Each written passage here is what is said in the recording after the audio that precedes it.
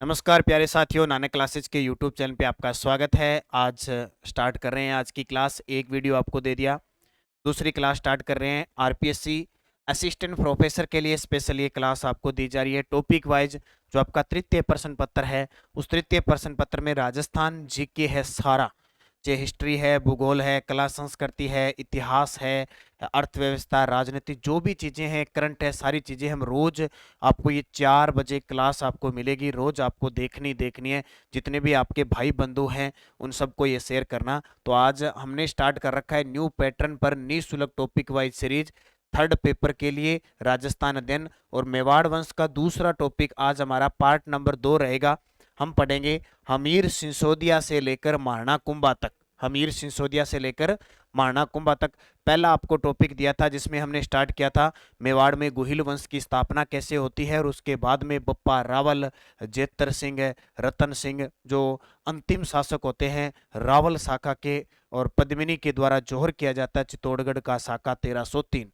वहां तक हम पहला पार्ट पढ़ते हैं क्योंकि टॉपिक वाइज लेके चले हैं।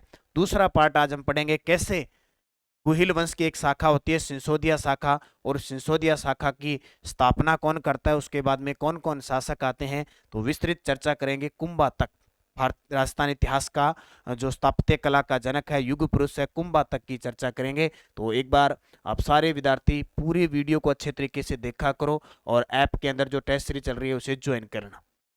पहला प्रश्न देखो, हम स्टार्ट कर रहे हैं। सबसे पहले मैं आपको बता देता हूँ सिसोदिया हमने रावल शाखा पूरी पढ़ ली। हमने क्या पढ़ ली? रावल शाखा पूरी पढ़ ली। अब हम चलते हैं सिसोदिया शाखा की तरफ। सिसोदिया वंश हम क्या पढ़ते हैं? सिसोदिया वंश, क्योंकि गुहिल की अलग अलग शाखाएं थी ना, इन शाखाओं के अंदर के हिसाब से पढ़ेंगे। सिसोदिया वंश की स्थापना की थी 1326 ईस्वी में हमीर सिसोदिया ने। किसने की? हमीर सिसोदिया ने। ये प्रश्न बहुत बार पेपर में आता है।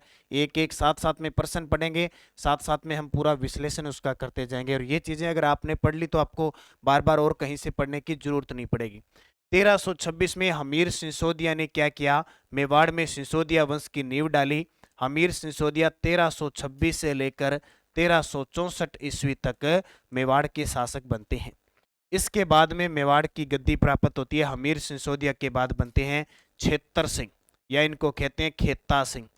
इसके बाद शासक आते हैं छेतर सिंह या खेता सिंह। ये बनते हैं 1364 से लेकर 1382 ईस्वी तक राज करते हैं मेवाड़ पे। इसके बाद आते हैं तीसरे शासक राणा लाखा। नाम सुना है ना अपने? राणा लाखा, या जिन्हें कहते हैं लक्ष्य सिंह। क्या कहते हैं? लक्ष्य सिंह। ये गद्दी पर बैठते हैं 1382 को और 1421 तक राज करते हैं। मैं ये सिसोदा शाखा की कुछ बातें बता रहा हूँ। लक्ष्य सिंह के बाद शासक आता है मोक्कल। महाराणा मोक्कल राज करते हैं, और महाराणा मोक्कल राज करते हैं 1421 से लेकर 1433 ईस्वी तक। कौन? महाराणा मोक्कल। और महाराणा मोक्कल के बाद शासक आते हैं बड़े ही वीर शासक, राजस्थान इतिहास के युग पुरुष महाराणा कुंभा। और महाराणा कुंभा राज करते हैं 1433 से लेकर और 1468 ईस्वी तक। तो यहाँ तक की कहानी अपने सारी चीजें इसके अंदर पढ़ेंगे। आज का वीडियो रहेगा सिसोदिया वंश 1326, हमीर सिसोदिया, फिर खेता सिंह, राणा लाखा, मोक्कल और महाराणा कुंभा तक की कहानी इस वीडियो के अंदर पढ़ेंगे। तो पहला प्रश्न आपके सामने, राणा हमीर ने मेवाड़ में सिसोदिया वंश की नींव कब डाली? तो ये देखिए 1326 ईस्वी में सिसोदिया वंश की नींव डाली थी 1326 में। तो आपका आंसर आपके सामने मिल गया। इन चीजों को नोट कर लेना क्योंकि ये आपके लिए इंपॉर्टेंट है। दूसरा प्रश्न देखो, मेवाड़ का उदारक किस शासक को कहा जाता है? तो मेवाड़ का उदारक कहा जाता है हमीर सिसोदिया को। देखो चौहान तो आया था, रणथंभौर का शासक था। हम आगे चौहान पढ़ेंगे। रणथंभौर का एक वीर शासक आया था जो अपने हठ के लिए प्रसिद्ध था। ठीक है, वचनबद्ध और हठ के लिए प्रसिद्ध था। हमीर सिसोदिया आया 1326 में, इसने सिसोदा वंश की नींव डाली और 1364 ईस्वी तक ये राज करता है। अब बात आई है, क्या कह रहे हैं कि इसे मेवाड़ का उदारक क्यों कहते हैं? क्योंकि लास्ट हमने पढ़ा 1303 ईस्वी में अलाउद्दीन खिलजी ने रावल रतन सिंह को हराकर और चित्तौड़ पर अधिकार कर लिया था। उसके बाद में मुस्लिम सत्ता शुरू होगी। फिर क्या हुआ? काफी समय, देखो 1303 के बाद 1303 में खिजर खां को अलाउद्दीन खिलजी ने दुर्ग सौंप दिया, मुस्लिम राज हो गया। और आगे जाकर हमीर सिसोदिया ने 1326 में यहाँ वापिस गुहिल शाखा यानी सिसोदा शाखा शुरू की।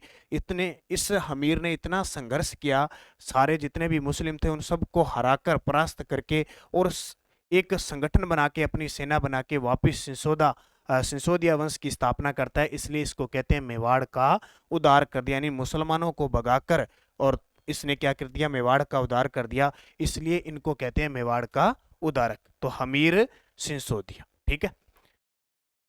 तीसरा प्रश्न, किस शासक को कीर्ति स्तंभ प्रशस्ति में विषम घाटी पंचानन की संज्ञा दी गई? बहुत शानदार प्रश्न है। किस शासक को कीर्ति स्तंभ प्रशस्ति में विषम घाटी पंचानन की संज्ञा दी गई है? हमीर को। किसको? हमीर को। क्यों? विषम घाटी पंचानन का मतलब होता है विषम परिस्थितियों में न घबराने वाला।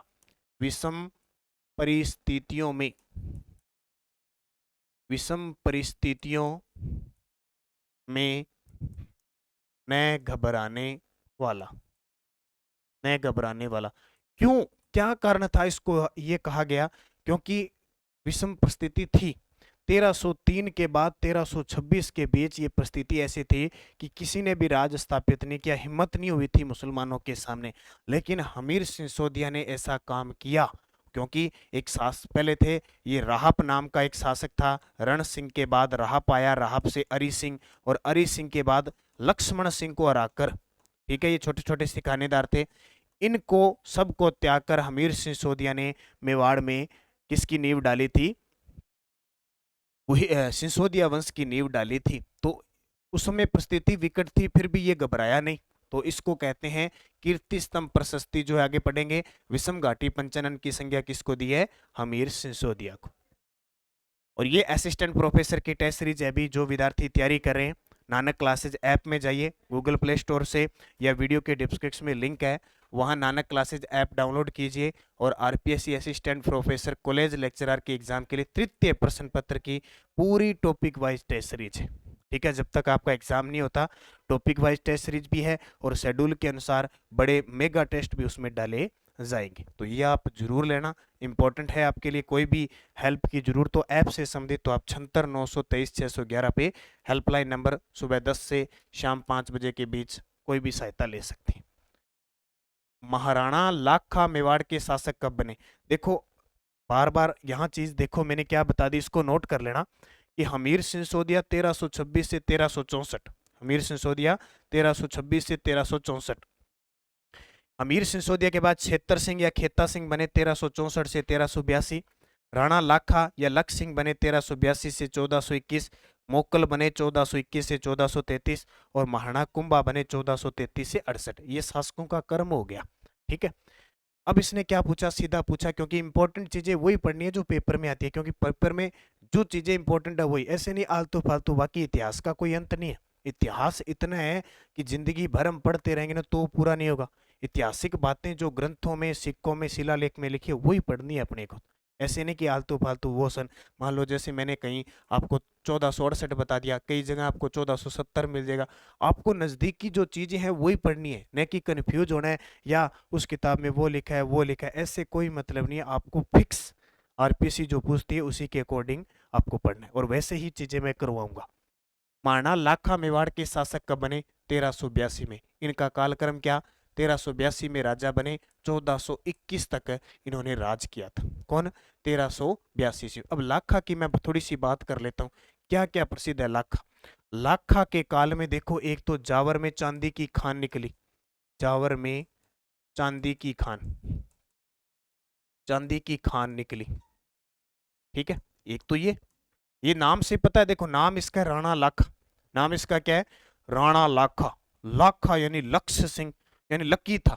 इतना लकी कि ऐसा मेवाड़ का राजा कोई लकी नहीं आया। देखो भी लकी आप ही होगा भी, लाखा के समय जावर, जावर कहाँ पे? मेवाड़ उदयपुर में, वहां पे चांदी की खान निकल गई। अब देखो इसके काल में चांदी चांदी होगी, तो लकी तो है ना वास्तव में। दूसरा, इसके काल में पिछोला झील का निर्माण हुआ, पिछोला झील का निर्माण। पिछोला झील का निर्माण किसने करवाया? देखो, कहीं दूर से आके किसी बंदे ने पिछोला झील का निर्माण करवा दिया। एक पिच्छू या छित्तर नामक चिड़ी मार बंजारे ने, चिड़ी मार बंजारे ने करवाया। देखो, लकी है ना, पहले तो चांदी की खाने के लिए जावर में चांदी चांदी हो गई। दूसरा कोई एक पिच्छू छित्तर नामक चिड़ीमार बंजारा था, उसने बेल की स्मृति में, इसमें बेल की स्मृति में, बेल की स्मृति में करवाया। देखो, ये अपना बेल लेके आया था, चिड़ीमार बंजारा था, मेवाड़ में सब जगह घुमा इसने, कहीं पानी नहीं मिला इसको, इसका बेल है वो प्यासा मर रहा था, तो इसने तंग आके एक झील का निर्माण करवा दिया जिसका नाम है पिछोला झील। तो इसके काल में पिछोला झील बन गई। पिछोला झील में एक सौर चालित नाव चलाई गई है, वो भी आपको याद रखनी। इसके अलावा देखो, ये लकी कैसे था? ये लकी ऐसे था कि एक मारवाड़ का शासक था उस समय। मारवाड़ का शासक कौन था? राव चूड़ा। कौन था? राव चूड़ा। और राव चूड़ा की पुत्री थी हंसाबाई। कौन थी? हंसाबाई। अब क्या होता है, राणा लाखा की उम्र खूब ज्यादा होती है, यानी बुजुर्ग मान लो 60 ऊपर हुआ है, 60-70 साल का होता है। लक्की देखो कैसे कि मारवाड़ का शासक राव चूड़ा, उसकी पुत्री थी हंसाबाई, और इधर राणा लाखा का पुत्र था। किसका? राणा लाखा का पुत्र था कुंवर चूड़ा। कौन था? कुंवर चूड़ा, या कह सकते हैं राणा चूड़ा। अब क्या हुआ, राणा चूड़ा की भी शादी करनी थी, इधर हंसाबाई की शादी करनी थी, तो दो राजाओं के पुत्र और पुत्री की शादी हो जाती है। अपने को पता है अभी बड़े घरों में बड़े घरों की पुत्रियां होती है, बड़े घरों के पुत्र होते हैं, तो उनके घरों में शादियां होती है। तो राव चूड़ा ने क्या किया, इसका एक पुत्र था रणमल। रणमल को कहा अब इसकी शादी करते हैं अपने हंसाबाई की, और कोई लड़का देखो अच्छा सा। तो रणमल ने रिन्ने ने कहा कि एक लड़का तो है हमारी सीध में, राव चूड़ा है, जो राणा चूड़ा है, राणा लाखा का पुत्र, उसकी भी वो शादी कर रहे हैं। तो एक क्या किया कि राज पुरोहित को, पंडित जी महाराज होते थे पहले, नारियल दे के भेजते थे, तो उनको भेज दिया हंसाबाई का रिश्ता लेके राणा चूड़ा के पास मेवाड़। अब क्या दुर्भाग्य हुआ, क्या सौभाग्य हुआ, जब वो मेवाड़ दरबार में गया तो राणा चूड़ा तो शिकार खेलने हुआ गया था, और वहां कौन था? राणा लाखा। होता क्या था जिसके हाथ में नारियल दे दिया जाता था उससे उसकी शादी हो जाती थी। ठीक है, ऐसा सिस्टम था उस समय। ठीक है, नारियल देते ना आजकल विवाह शादियों में, क्या रिपियो खोपरा दे दिया, खोपरो जिया पका, तो नारियल के ऊपर पैसे लपेट के बांध के और दे देते। ठीक है, तो उस समय राणा चूड़ा तो था नहीं, और किसको दे दिया? राणा लाखा को उस पंडित जी महाराज ने दे दिया। तब राणा लाखा ने कहा कि ये किसने मेरे साथ मजाक कर दी, इस उम्र में मेरी शादी का प्रस्ताव आया है। तो उसने कहा भी ये तो गलत काम हो गया, जिसके हाथ में नारियल उसकी शादी। तो हंसाबाई की शादी अब किसके साथ? लाखा के साथ। ये तो गलत हो गया। हंसाबाई की मान लो पहले तो 13-14 साल 15 साल की शादी कर देते थे, और ये बुढ़ा बुजुर्ग इसके साथ शादी। अब क्या हुआ, पंडित जी महाराज है वो वापिस आया, और किसके पास? राव चूड़ा। बोले मैंने तो एक गलती कर दी, क्या? कि मैंने नारियल देना था राणा चूड़ा को, दे दिया लाखा को। अब वो कहता ये तो काम गलत हो गया। इसने कहा चल भाई, नारियल दे दिया, हम एक काम करते हैं, हो सकता है राणा लाखा इस शादी से मुकर जाए। किस लिए? इसने एक शर्त रखा दी, उस राज पुरोहित को कहा तू दोबारा मेवाड़ जा, और एक शर्त रख कि हम शादी तेरे के साथ कर देंगे, लेकिन इनसे जो उत्पन्न पुत्र होगा वो मेवाड़ का शासक बनना चाहिए। अब हंसाबाई और राणा लाखा का जो पुत्र था उसका नाम था मोकल। बोले, राणा लाखा ने कहा अब तो ठीक है, फिर क्या करें, मैं मेरे पुत्र से पूछूंगा। पुत्र का नाम था राणा चूड़ा।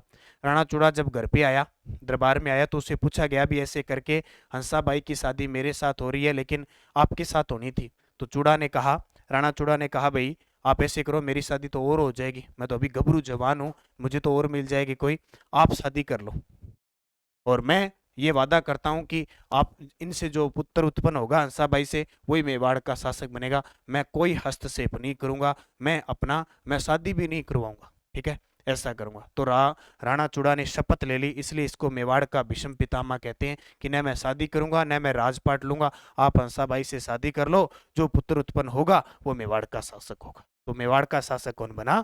आगे मोक्कल बना। ये सारी कहानी राणा लाखा की है। किसकी है? राणा लाखा की। अब एक एक प्रश्न आता जाएगा, आप सारी बातें मेरी समझ गए होंगे, और अब प्रश्न करते रहना। लाखा की पत्नी हंसाबाई किसकी बहन थी? समझ में आ गया कि मारवाड़ का शासक था राव चूड़ा। देखो एक राव चूड़ा था, एक राणा चूड़ा। राव चूड़ा, राव किसके आगे लगता है? मारवाड़ शासक के आगे।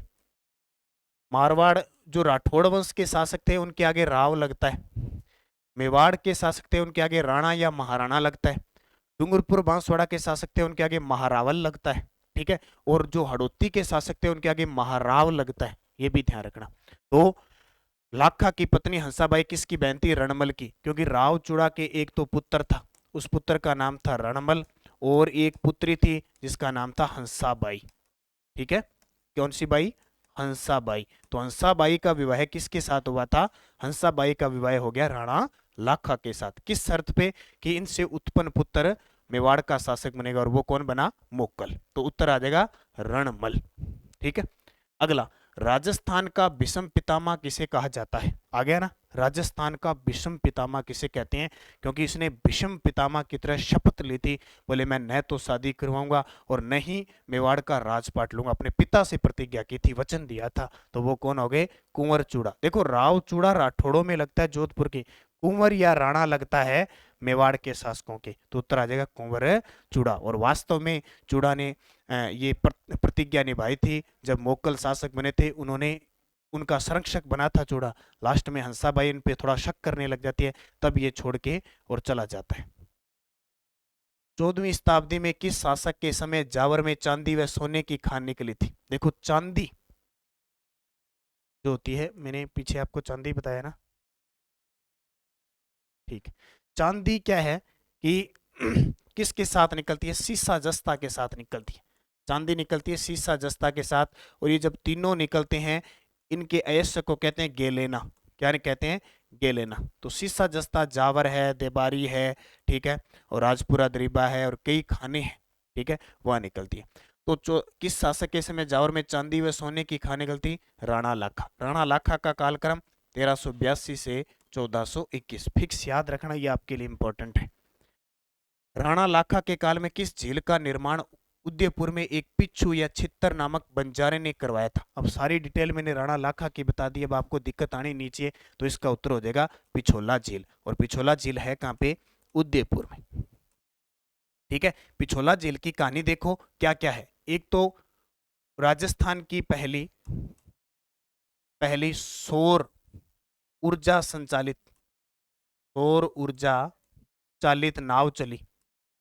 चालित नाव चली थी इस झील में। Number 1 point. नंबर 2 पॉइंट, इस झील के किनारे जग मंदिर और जग महल, जग मंदिर और जग महल है बने हुए। ठीक है। जग मंदिर का निर्माण करवाया था जगत सिंह प्रथम ने। जगत सिंह प्रथम। इनके नोट्स बनाना चाहते हो तो भी बना लेना, बहुत शानदार है। इसके अलावा आपको पढ़ने की जरूरत नहीं पड़ेगी, प्रश्न बस यही आते हैं। जग महलों का निर्माण करवाया जगत सिंह ने, जग मंदिर का निर्माण करवाया जगत सिंह प्रथम ने। और तीसरी यहाँ इंपॉर्टेंट है, नटनी का चबूतरा। नटनी का चबूतरा कहाँ बना हुआ है? एक गलकी नाम की कहते हैं कि गलकी नाम की एक नटनी थी, एक बड़ी जबरदस्त कलाकार थी।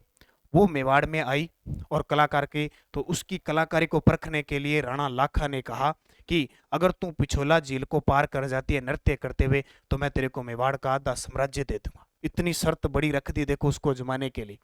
तो नटनी तो कलाकार थी, कर देगी। तो वो जैसे मान लो ये पिछोला झील है, ये पिछोला झील है, तो ऐसे वो पार करने लगी इस पिछोला झील को, यहां तक आई। तो मेवाड़ के जो सामंत थे उन्हें कहा कि राणा लाखा तो पागल है, मूर्ख है, जो अपना आधा साम्राज्य दे देगा। उन सामंतों ने क्या किया, जैसे ये रस्सी थी इस पे नृत्य कर रही थी, यहां आई तो उन्होंने पीछे से रस्सी काट दी। जैसे ही रस्सी काट दी, नटनी जो गलकी नाम की नटनी थी वो इस पिछोला झील में डूब के मृत्यु होगी उसकी। अब उसकी याद में नटनी का चबूतरा बना हुआ है कहाँ पे?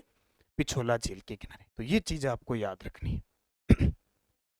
राणा लाखा व रणमल की बहन हंसाबाई का पुत्र राणा लाखा। ठीक है। राणा लाखा और रणमल की बहन हंसाबाई का पुत्र पुत्र कौन था? हंसाबाई का पुत्र कौन था? मोक्कल था। ठीक है। मोक्कल 1421 में गद्दी पर बैठेगा और 1433 तक राज करेगा। मोक्कल की जो हत्या है, मोक्कल की हत्या किसने की थी? चाचा मेरा व मैं, पापा मार ने कर दी। महपा पंवार ने की थी। प्रश्न बहुत बार आता है। मोक्कल की हत्या चाचा मेरा व महपा पंवार ने कर दी थी। चाचा और मेरा राणा जो लक्ष्य सिंह थे उसके 10 ही पुत्र थे। महाराणा कुंभा का शासन कालक्रम बताइए। अब कुंभा की बात करें, महाराणा कुंभा, कुंभा 1433 से लेकर 1468 तक राज करते हैं। इनका जन्म 1421 ईस्वी में चित्तौड़गढ़ में हुआ। पिता मोक्कल, मैं यहां बता देता हूं फिर आपको दिक्कत नहीं आएगी। माता सौभाग्य देवी, सौभाग्य है जिसने महाराणा कुंभा, सौभाग्य देवी सौभाग्य है जिसने महाराणा कुंभा जैसे वीर शासक को जन्म दिया था। बहुत बड़ी बात थी। इनकी एक पत्नी याद रखना, बाकी तो देखो कौन सी थी। अपने को एक याद रखने जिसने जिसकी याद में कुंभलगढ़ दुर्ग का निर्माण करवाया था। ठीक है, पत्नी कुंभल देवी, माता सौभाग्य देवी, पिता मोक्कल, जन्म 14 की, और एक पुत्र को जरूर याद रखना है, उद्दा, या इसको कहते हैं उदयकर्ण, क्योंकि इसी ने 1468 में कुंभा की हत्या कर दी थी कटारगढ़ दुर्ग के अंदर। तो ये थोड़ी डिटेल याद रखना। महाराणा कुंभा का शासनकाल देखें 1433 से लेकर 1468 ईस्वी तक। कुंभा ने किसान किस युद्ध में, कुंभा ने किस युद्ध में है ये?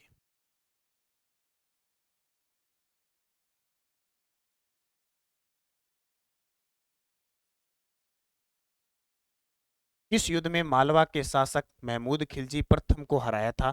तो ये आ जाएगा सारंगपुर का युद्ध। देखो सारंगपुर का युद्ध हुआ था। सारंगपुर का युद्ध कब हुआ था? 1437 में। अब ये युद्ध होने का कारण क्या था? देखो जैसे ही कुंभा 1468 में गद्दी पर बैठा, उसके सामने दो समस्याएं थी। दो समस्या क्या थी? सॉरी 1433 में गद्दी पर बैठा, उसके सामने दो समस्या थी। सबसे पहले तो अपने पिता के हत्यारों का बदला लेना, महपा पंवार चाचा मेरा से। होता है ना, अपने फिल्में देखी होगी, फिल्मों में जब एक्टर होता है वो छोटा होता है, छोटे होते हुए उसकी माँ और बाप होते हैं, उसमें से उसके पिता की मृत्यु हो जाती है। ठीक है, क्योंकि अब फिल्में देखते हो तो वो फिल्म पूरी सीरियल होती है तो उसमें गुंडे मार देते हैं। फिर जब जैसे ही वो अभिनेता बड़ा होता है तो उसको उसकी माँ याद दिलाती है कि तेरे पिता को इन्होंने मारा था, फिर उनसे बदला लेता है। तो कुंभा जैसे ही गद्दी पर बैठा, बैठते ही सबसे बड़ी समस्या थी कि अपने पिता मोक्कल के हत्यारों का बदला लेना, चाचा मेरा मैं पंवार से। दूसरी, रणमल का प्रभाव बढ़ रहा था। जो रणमल था ना वो आ गया था मेवाड़ में, और राठौड़ों की शक्ति बढ़ रही थी। ये रणमल का प्रभाव बड़ा खतरनाक था मोक्कल पर, क्योंकि मोक्कल का मामा था ही, मोक्कल का मामा था, इसका सारा इसने अपने आप में क्या कर लिया था? वश में कर लिया था। ठीक है, और रणमल ने वश में कर लिया, और मेवाड़ी सामंतों की जगह वो क्या लगा रखा था? माँ राठौड़ी सामंत लगा रहा था, तो उसका प्रभाव पड़ रहा था। इसलिए आपने मेवाड़ में एक कहावत प्रचलित हुई थी क्या, कि दीवार में आला, खेत में नाला, और घर में साला बर्बाद करके जाता है। मोक्कल की हत्या का कारण ये था। ठीक है, दीवार में आला, खेत में नाला, और घर में साला बर्बाद करके जाता है। ये मेवाड़ में प्रचलित थी इस मोक्कल के चक्कर। तो रणमल का प्रभाव बढ़ रहा था। अब क्या हुआ? किसी भी तरीके से महाराणा कुंभा ने चाचा मेरा को मरवा दिया, चाचा और मेरा को मरवा दिया। ठीक है, लेकिन बच कौन गया? महपा पंवार। महपा पंवार भाग के कहाँ चला गया? महपा पंवार भाग के चला गया महमूद खिलजी प्रथम के पास। महमूद खिलजी प्रथम के पास चला गया तो कुंभा ने कहा भी मेरा एक अपराधी है, तू दे दे। महमूद खिलजी ने कहा कि मेरी शरण में आ गया, मैं नहीं दूंगा। कुंभा ने कहा दे दे, नहीं तू जान से जाएगा, मैं तेरे पे आक्रमण करके और तेरे को खत्म कर दूंगा। उसने कहा मैं नहीं दूंगा। तो क्या हुआ कि सारंगपुर का युद्ध हुआ इस वजह से, और ये युद्ध जीत गया कौन? कुंभा जीता। आपसे पूछे किस किस के बीच हुआ, तो कुंभा वर्सेज महमूद खिलजी फर्स्ट, महमूद खिलजी प्रथम के बीच। और इस युद्ध में कुंभा जीत गया, खिलजी हार गया। अब देखो बहुत बहुत राजाएं, बहुत सारे राजा आए थे, उन्होंने जश्न बनाए थे जीत के बाद, लेकिन कुंभा ने कभी जश्न नहीं बनाया, बल्कि जब जब युद्ध लड़ा उसके बाद जीत की खुशी में कुछ न कुछ निर्माण करवाया। इसलिए राजस्थान के इतिहास का युग पुरुष और स्थापत्य कला का जनक कुंभा को कहते हैं। अब कुंभा ने क्या बनवाया? देखो कुंभा ने इस जीत की खुशी में विजय स्तंभ का निर्माण करवाया। इसका विजय स्तंभ का निर्माण करवाया। प्रश्न बहुत बार आता है कि कुंभा ने किस युद्ध की विजय के बाद विजय स्तंभ बनवाया? किसका? सारंगपुर युद्ध के बाद। किसका? सारंगपुर युद्ध के बाद। तो विजय स्तंभ देखो, विजय स्तंभ के बारे में क्वेश्चन आता ही आता है, हम कला संस्कृति में पढ़ते हैं। विजय स्तंभ का निर्माण करवाया था महाराणा कुंभा ने सारंगपुर युद्ध के बाद। और विजय स्तंभ कितने मंजिला है?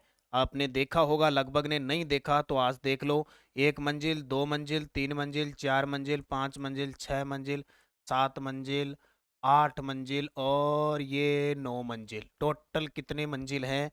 9 मंजिला इमारत है विजय स्तंभ की। कितनी? 9 मंजिला इमारत है विजय स्तंभ की है। तो ये बना दी अपने 9 मंजिल। ठीक है, अब देखो इसकी खासियत। निर्माता कुंभा, निर्माता कुंभा। शिल्पकार कौन थे इसके? ये प्रश्न बहुत बार आता है। इसके शिल्पकार जेत्ता।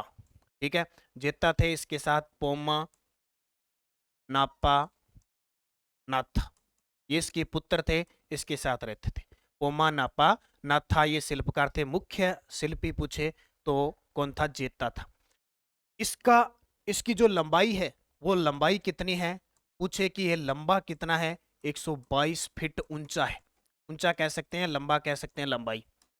इसकी ऊंचाई, ठीक है, ये ऊंचाई इसकी कह सकते हैं, चौड़ाई। ऊंचाई तो आगे, लंबाई कह दो, ऊंचाई कह दो। इसकी जो चौड़ाई है, इसकी जो चौड़ाई है वो है 30 फीट।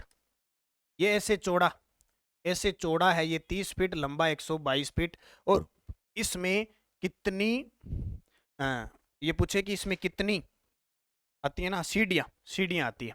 इसके अंदर कितनी सीढ़ियां हैं? तो आपको पूछे इसमें सीढ़ियां है 157 सीढ़ियां। कितनी? 157 है। और मंजिला कितना आ गया? 9 मंजिला है। इसकी खासियत पता क्या है? इसकी तीसरी और 8वीं मंजिल पर अल्लाह का नाम लिखा हुआ है। अल्लाह, अल्लाह नाम अंकित है। ठीक है, ये लिखा हुआ है। कितने मंजिल है? 9। इस विजय स्तंभ की खासियत है कि इसके अंदर बहुत सारी हिंदू देवी देवताओं की मूर्तियां लगी हुई है, इसलिए इसे मूर्तियों का अजायब घर कहते हैं। मूर्तियों का अजायब घर, मूर्तियों का इसे अजायब घर कहते हैं। ये प्रश्न आता है, या भारतीय मूर्ति कोष का विश्व कोष कहते हैं।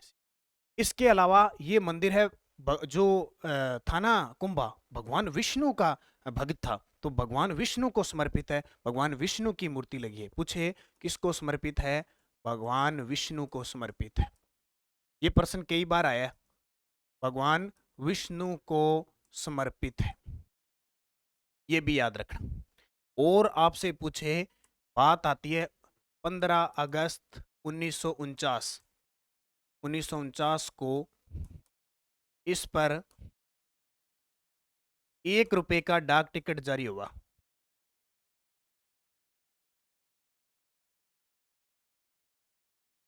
₹1 का डाक टिकट हुआ। राजस्थान की प्रथम इमारत थी जिसपे डाक टिकट जारी हुआ था। आगे और पढ़ेंगे। राजस्थान की प्रथम इमारत थी जिसपे डाक टिकट जारी हुआ था। कितने मंजिल? 9 मंजिल। और इस एक ये जो मंजिल है, 9वीं मंजिल पर कीर्ति स्तंभ प्रशस्ति बनी हुई है। कीर्ति स्तंभ प्रशस्ति, ठीक है, प्रशस्ति, जिसके शिल्पकार थे अत्रि व महेश। कौन थे? अत्रि व महेश थे। अत्रि व महेश ने। कीर्ति स्तंभ प्रशस्ति है यहाँ पे। तो ये सारी बातें किसकी होगी? और ये प्रतीक चिन्ह किसका है? प्रतीक चिन्ह आपने देखा होगा, माध्यमिक शिक्षा बोर्ड, माध्यमिक शिक्षा बोर्ड का चिन्ह भी यही है। राजस्थान पुलिस का प्रतीक चिन्ह भी यही है। वन विभाग का प्रतीक चिन्ह भी यही है। और जेके व्हाइट सीमेंट है उसका प्रतीक चिन्ह भी यही है। तो ये बात सारी आ जाएगी किसकी? पूरी की पूरी विजय स्तंभ की। तो ये इसके सारंगपुर युद्ध के बाद निर्माण करवाया। अगला प्रश्न देखो, कुंभा ने मारवाड़ से मंडोर कब छीना था? मंडोर कहां पे है? वर्तमान में मंडोर जोधपुर में।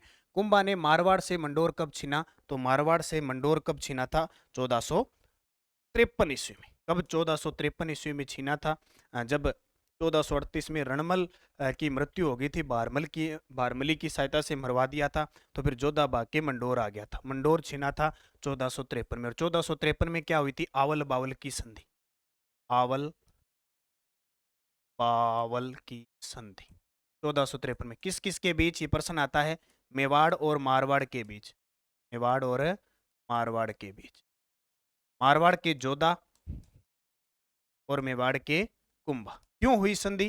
दोनों में विवाद चल रहा था। इनकी जो मध्यस्थता की थी, मध्यस्थता, मध्यस्थता किसने की? हंसाबाई ने।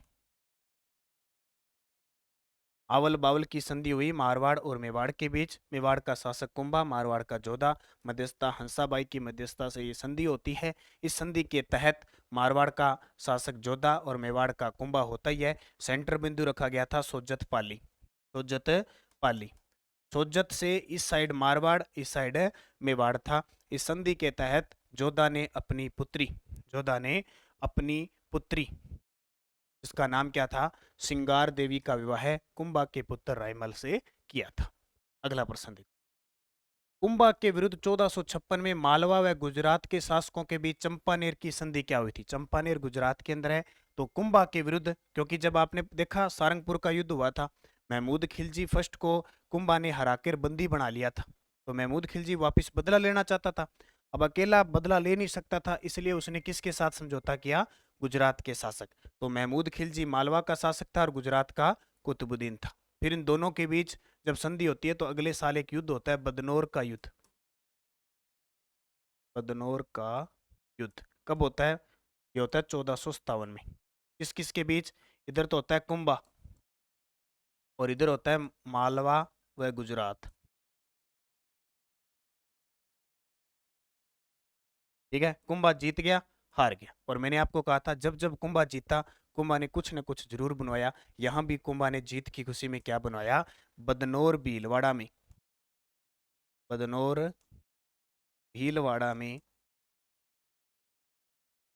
कुशाल माता का मंदिर बनवाया, कुशाल माता का। ये आप नोट्स बना सकते हो, एक एक चीज मैं बता रहा हूँ आपको परीक्षा की दृष्टि से। बदनौर भीलवाड़ा में कुशाल माता का मंदिर बनवाया, किसने? कुंभा ने। जीत की खुशी में कुछ न कुछ स्थापत्य काम जरूर किया कुंभा। अगला, किसके अनुसार कुंभा को मेवाड़ के 84 में से 32 दुर्गों का निर्माण करता माना जाता है? मेवाड़ या राजस्थान के 84 में से 32 दुर्ग अकेले किसने बनाए थे? कुंभा ने। इसलिए तो इसे स्थापत्य कला का जनक कहते हैं। तो श्यामल दास, श्यामल दास का एक ग्रंथ है वीर विनोद, वीर विनोद ग्रंथ है। इस वीर विनोद ग्रंथ के अंदर श्यामल दास कहते हैं कि कुंभा स्थापत्य कला का जनक था। इतना इसने निर्माण करवाया कि लगभग मेवाड़ के अंदर छोटे मोटे 84 दुर्गों में से अकेले 32 दुर्गों का निर्माण करवा दिया, जिसमें मैं आपको मुख्य बता देता हूँ। कुंभलगढ़, कुंभलगढ़, ठीक है, अचलगढ़, कई दुर्गों का इसने पुनर्निर्माण भी करवाया था। अचलगढ़, बसंतगढ़, ठीक है, मचान दुर्ग, कोमट दुर्ग, बदनौर का दुर्ग। ये कुछ दुर्ग है जिनका निर्माण करवाया था। छोटे मोटे बहुत है, आजकल तो वो विलुप्त हो चुके हैं। तो श्यामल दास, ठीक है, मेवाड़ के शासक सज्जन सिंह के दरबारी कवि थे। अगला, कुंभा द्वारा निर्मित कुंभलगढ़ दुर्ग का शिल्पी कौन था? सबसे इंपॉर्टेंट दुर्गों में कुंभलगढ़ दुर्ग इसका सबसे बड़ा एक दुर्ग बनाने का काम था, वो गजब का था। कि इस कुंभलगढ़ दुर्ग का शिल्पी कौन था? मंडन था। इस कुंभलगढ़ दुर्ग का निर्माण कुंभा ने क्या किसके याद में बनवाया था? इसकी पत्नी थी कुंभल देवी की याद में। और ये कुंभलगढ़ के अंदर एक छोटा सा दुर्ग हो रहा है ऊपर साइड, कटारगढ़, कटारगढ़ जिसे मेवाड़ की आंख कहते हैं, मेवाड़ की आंख कहा जाता है। इसी दुर्ग के अंदर इसके पुत्र उद्दा ने इसकी हत्या की थी। और इसी कटारगढ़ के बादल महल की जूनी श्रेणी में आगे पढ़ेंगे। महाराणा प्रताप का जन्म होता है ज्येष्ठ शुक्ल तीज को, 9 मई 1540 को। तो ये कटारगढ़ और कुंभलगढ़ के दुर्ग के बारे में अवल फजल क्या कहता है? ये दुर्ग इतनी बुलंदियों पे बना हुआ है कि इस पे रखे सर पे रखी हुई पगड़ी, यानी कुंभलगढ़ दुर्ग इतनी बुलंदी ऊंचाई पे बना हुआ है कि सर पर नीचे से ऊपर की ओर देखने पर सर पर रखी पगड़ी गिर जाती है। अपने दुर्गों के अंदर पढ़ेंगे, फिलहाल मैं कुछ बातें ही यहाँ पे पढ़ूंगा।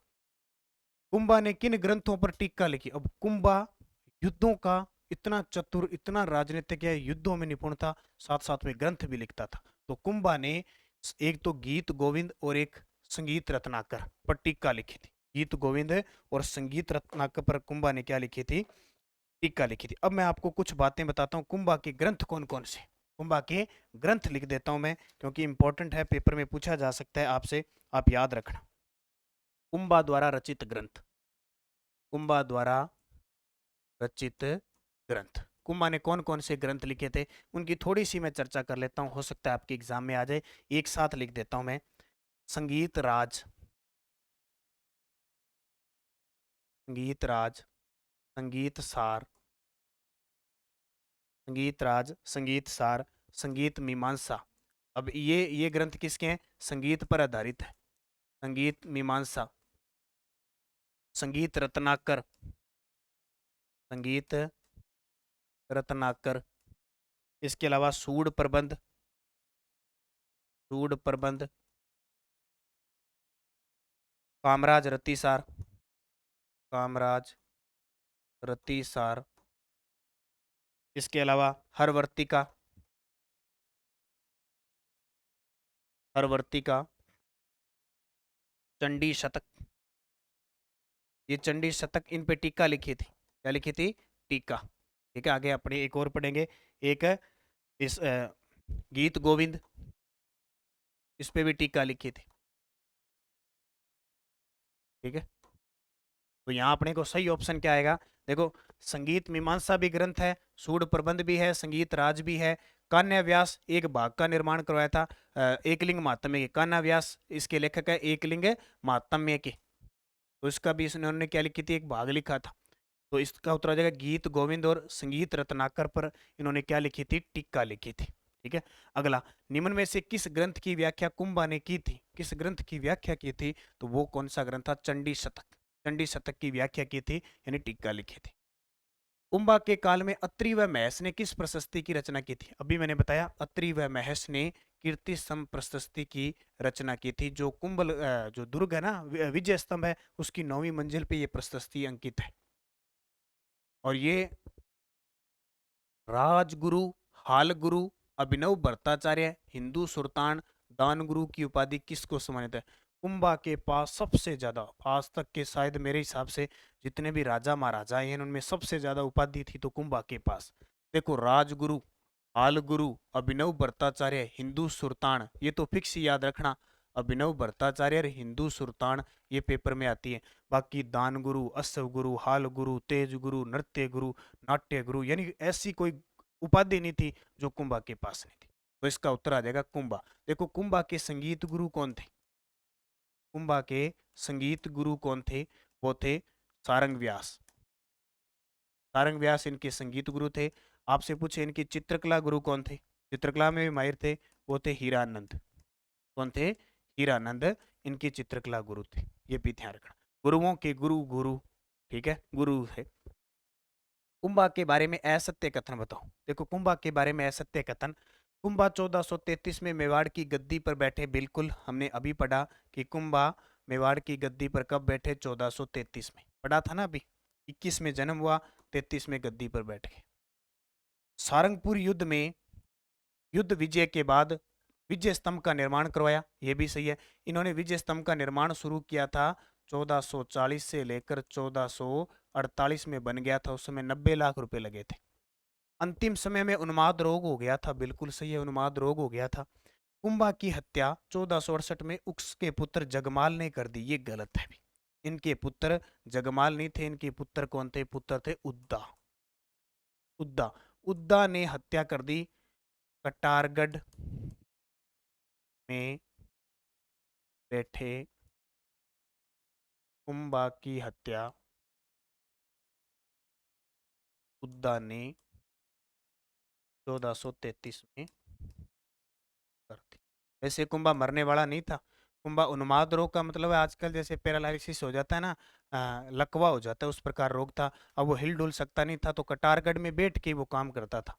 कटारगढ़ को मेवाड़ की आंख कहते हैं। लेकिन उद्दा ने कहा भी याद न तो ये मरता है और न ही राजा मेरे को बनने देता है, तो वो तंग आ गया। फिर कटारगढ़ में गया, बहुत ऊंचा है कटारगढ़, मेवाड़ की आंख कहते हैं। ठीक है, तो उसने तंग आके कुंभा को उस कटारगढ़ से नीचे फेंक दिया और कुंभा की हत्या हो गई। इसलिए उद्दा को कहते हैं मेवाड़ का पितृहन, मेवाड़ का पितृहंता कहते हैं। मेवाड़ का पितृहंता आपसे पूछे किसको कहते हैं? उद्दा को कहते हैं। तो यहाँ कहानी किसकी खत्म हो जाती है? कुंभा की इतने बड़े शासनकाल की हो जाती है। निम्न में से असत्य बताओ। देखो कुछ उपाधियां हैं शासकों की। हिंदूपत बादशाह किसको कहते हैं? राणा सांगा को। आगे पढ़ेंगे कल के टॉपिक में। हिंदू सुल्तान किसको कहते हैं? कुंभा को। मेवाड़ केसरी किसको कहते हैं? उदय सिंह। ये गलत है। मेवाड़ केसरी कहते हैं महाराणा प्रताप को। महाराणा प्रताप को। हिंदू बादशाह किसको कहते हैं? मालदेव को। ये सही है। आगे राठौड़ वंश का शासक आएगा मालदेव, उसकी पूरी कहानी पढ़ेंगे। हिंदू सुल्तान कुंभा पढ़ लिया, कल हम सांगा पढ़ेंगे। तो मेवाड़ केसरी किसको कहते हैं? महाराणा प्रताप को। महाराणा कुंभा द्वारा रचित संगीत ग्रंथ संगीत राज कितने रत्न कोशों में विभक्त है? महाराणा कुंभा द्वारा रचित संगीत राज जो ग्रंथ है, ठीक है, संगीत राज 5 भागों में विभक्त है। कितने?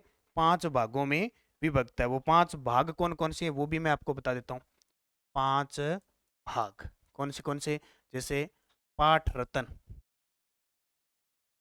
पाठ रतन, इसके अलावा नृत्य कोश, ठीक है, 5 प्रकार के हैं। उनके 5 के नाम बताता हूँ। कोई क्वेश्चन आ जाए इधर उधर से तो भी आप पढ़ सकते हो उसको।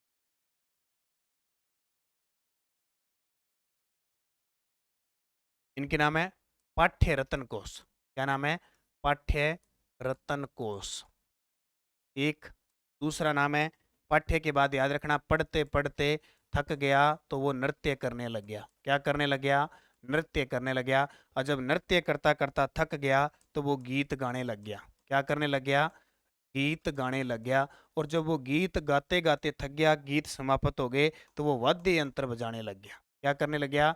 वाद्य यंत्र। और जब वाद्य यंत्र बजाने लग गया तो उसको आने लग गया रस आने लग गया। क्या आने लग गया? रस आने लग गया। तो ये 5 प्रकार के संगीत राज जो है ग्रंथ है उसके कोश हैं। कौन कौन से 5? कि सबसे पहले वो पाठ करने लगा तो पाठ करते करते थक गया तो नृत्य करने लगा, नृत्य करते करते थक गया तो गीत गाने लगा, और गीत गाते गाते वाद्य यंत्र बजाने लगा, और फिर उसे रस आने लगे। तो ये महाराणा कुंभा द्वारा रचित संगीत राज के 5 रत्न कोश थे। ठीक है।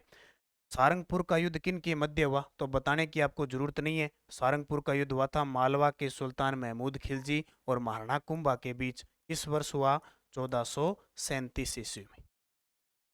चित्तौड़गढ़ दुर्ग के जैन कीर्ति स्तंभ में उत्कीर्ण 3 अभिलेखों का स्थापनाकर्ता कौन था? देखो चित्तौड़गढ़ दुर्ग के अंदर एक जैन कीर्ति स्तंभ है, यानी चित्तौड़गढ़ के दुर्ग के अंदर ही विजय स्तंभ है, और विजय स्तंभ में वही एक स्तंभ बना हुआ है जैन कीर्ति स्तंभ। ठीक है। उस उत्कीर्ण 3 अभिलेखों का स्थापना करता है जीजा, यानी जैन बघेरवाल जीजा, बघेरवाल वो थे। ये जो जैन कीर्ति स्तंभ है ना, ये 7 मंजिला है। कितने? 7 मंजिला है, और भगवान आदिनाथ को समर्पित है। भगवान आदिनाथ को समर्पित है। आदिनाथ को समर्पित है। इसको भगवान आदिनाथ को समर्पित है। एक जैन कीर्ति स्तंभ प्रशस्ति है, ये स्तंभ है, एक प्रशस्ति है, अलग अलग है दोनों, ध्यान रखना। महाराणा कुंभा की माता का नाम क्या था? तो मैंने आपको बताया था सौभाग्य था, जिसका जैसे ऐसे वीर पुरुष को जन्म दिया, सौभाग्य देवी। मेवाड़ के किस महाराणा को सिंगार विशंबरो कहा जाता है? मेवाड़ के किस महाराणा को सिंगार विशंबरो कहा जाता है? महाराणा कुंभा को कहा जाता है। ठीक है। ये आज हमने 26 यानी पर्सन पढ़े। रोज इस प्रकार हम पढ़ते रहेंगे। कल हम आगे पढ़ेंगे राणा सांगा और उदय सिंह को पढ़ेंगे, एक एक चीजें क्लियर करेंगे। जो चीजें मैंने जितनी आपको बताई है, इससे पर्सन बाहर आज तक न गया है और नहीं जाएगा, बस आप इनको पढ़ते रहना। तो असिस्टेंट प्रोफेसर की टेस्ट सीरीज है, भी जो विद्यार्थी लेना चाहता है ले लेना, इंपॉर्टेंट है आपके लिए, क्योंकि टॉपिक वाइज उसमें टेस्ट सीरीज चल रही है और अध्ययन आपको करना पड़ेगा अगर आपको तृतीय प्रश्न पत्र क्लियर करना है तो। ठीक है। सब्जेक्ट आपका मजबूत है, अच्छे तरीके से आप तैयारी करो यहाँ, क्योंकि इतनी भागदौड़ भरी जिंदगी आप सारे, मुझे नहीं लगता कि कोई एकदम रिलैक्स होकर पढ़ता हुआ, कोई ना कोई अपने वर्क कार्य में लगा हुआ है कहीं ना कहीं। तो उसको उस प्रकार अभ्यास करने के लिए टेस्ट सीरीज लेना बहुत जरूरी है, खुद को परखना बहुत जरूरी है। चाहे आप किसी भी स्टेट से आते हो, कहीं से भी आते हो, आपके लिए इंपॉर्टेंट है। तो स्पेशल टेस्ट सीरीज चलाई हुई है। कोई सेकंड ग्रेड की तैयारी कर रहा है तो भी है, फर्स्ट ग्रेड की भी है, पीटी थर्ड ग्रेड की अगर कोई आपका भाई बहन साथी तैयारी कर रहा है तो भी है, सेकंड पेपर और फर्स्ट पेपर दोनों ही। राजस्थान जीके की रोज 6 बजे आपको टेस्ट मिलती है, ये भी आप ज्वाइन कर सकते हो। एसआई टेस्ट सीरीज है, करंट अफेयर्स है और मेंबरशिप है हमारी, बहुत सारी टेस्ट सीरीज है। रीट की भी टेस्ट सीरीज शुरू होने जा रही है, कांस्टेबल की टेस्ट सीरीज शुरू होने जा रही है। तो आप निरंतर अध्ययन करें, अच्छे तरीके से पढ़ें, सफलता आपको मिलनी है। रोज 4 बजे आपको ये रिकॉर्डेड क्लास मिलती रहेगी। ठीक है, धन्यवाद। जय हिंद, जय भारत, जय राजस्थान।